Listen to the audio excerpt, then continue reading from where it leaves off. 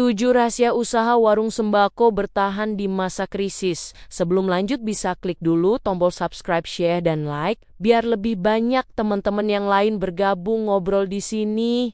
Makasih. Pernah nggak sih kamu ngerasain momen dimana kamu buka warung tiap hari, tapi rasanya kok makin sepi, makin berat, dan kadang kepikiran, ini warung bisa bertahan nggak ya? Di kondisi kayak sekarang ini, aku pernah banget ngobrol sama seorang ibu yang punya warung kecil di dekat rumahku. Ibu itu cerita kalau dulu pembeli antre, tapi setelah kondisi ekonomi naik turun, banyak orang mulai belanja seperlunya saja. Sampai suatu hari, ibu itu bilang sesuatu yang kena banget di hati aku. Dia bilang, aku bukan cuma jual barang, tapi aku jual harapan buat keluargaku. Pas aku dengar itu, rasanya langsung nyelekit. Karena aku tahu banyak orang di luar sana yang juga berjuang kayak ibu ini. Dan dari perjalanan ibu itu, aku belajar 7 rahasia sederhana yang ternyata bikin warung sembako tetap bertahan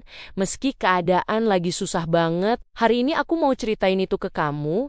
Siapa tahu bisa jadi penyemangat buat kamu yang lagi buka usaha atau mau mulai usaha kecil. Rahasia pertama adalah kenal semua pelanggan dengan hati. Ibu itu hafal siapa yang biasa beli beras, siapa yang sering bayar belakangan, siapa yang suka ngobrol sebentar sebelum pulang kerja. Ternyata kehangatan itu bikin pelanggan balik lagi karena mereka merasa dihargai. Kadang orang datang bukan cuma cari barang, tapi cari rasa aman dan rasa dimengerti. Rahasia kedua adalah jaga stok dengan cermat. Ibu itu cerita pernah beberapa kali rugi karena stok kedaluarsa atau terlalu banyak beli barang yang ternyata kurang laku. Akhirnya dia mulai belajar mencatat, meski cuma di buku kecil. Dia tahu kapan harus restock, kapan harus nahan diri, dan kapan harus ngabisin stok dengan cara promo kecil-kecilan. Pelajaran ini sederhana, tapi ngaruh besar. Rahasia ketiga adalah jangan takut ganti strategi. Waktu pembeli mulai sepi,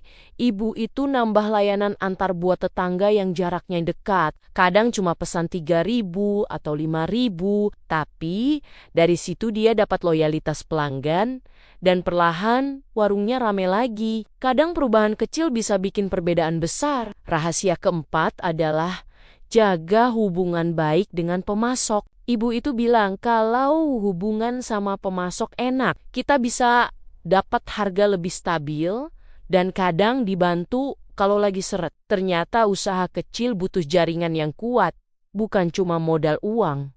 Rahasia kelima adalah tahan ego. Ibu itu pernah bilang, aku harus berani mengaku kalau ada produk yang kurang bagus atau barang yang salah harga. Kejujuran bikin orang percaya, dan kepercayaan itu lebih mahal dari keuntungan sesaat. Rahasia keenam adalah selalu siap belajar. Ibu itu rajin nonton video cara ngatur warung, ikut obrolan sama pedagang lain, dan gak malu tanya apapun meski usianya sudah di atas 50. Dia bilang ilmu itu kayak bensin buat usaha kecil. Kalau ilmu habis, usaha ikut macet. Rahasia ketujuh adalah punya alasan kuat untuk bertahan. Ibu itu punya mimpi sederhana.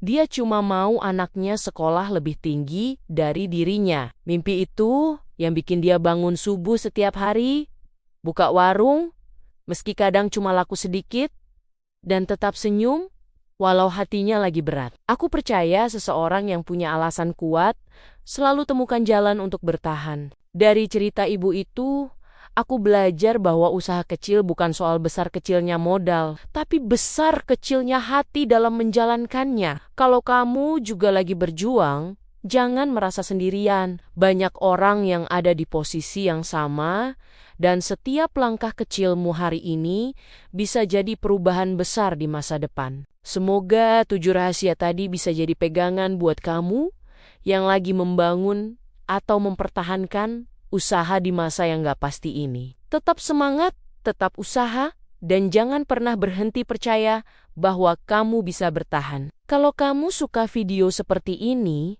kasih tahu aku. Kita belajar bareng, tumbuh bareng, dan sukses bareng. Sampai ketemu di cerita berikutnya. Salam semangat!